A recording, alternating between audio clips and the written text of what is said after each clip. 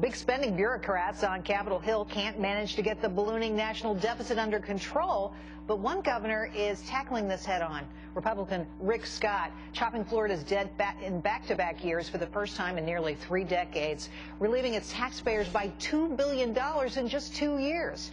And its debt earned 9.2% this year, outstripping the 8.9% return for the muni market as a whole. So, is it time for the bigwigs to take note? Let's ask Wayne Rogers, chairman of Wayne Rogers and Company. Great to have you here. Thank you. It's a pleasure. You say that Governor Scott's doing a fantastic job. But he's doing a very good job in the sense that he's reduced the deficit in Florida by $2 billion. That's amazing in itself. I don't think there's another state like that.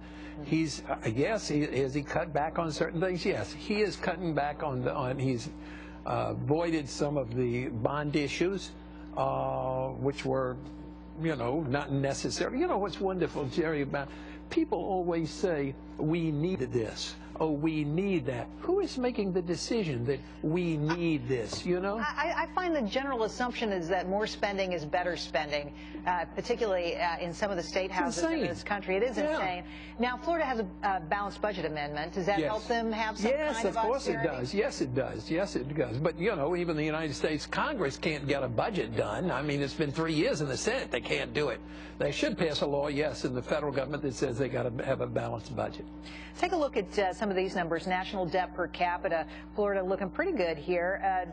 And keep in mind, the federal debt is $51,900 per person, okay? They set the benchmark there more than anybody else. But in Florida, the number is closer to $7,000. You get a sense of how other states are doing it. I want you to hear from Rick Scott himself about his own austerity. Here's what he says. Our taxes are high enough. We have enough revenue. We've got to live within our means. We've got to live. We do it at the state level. We should be doing it at the federal level.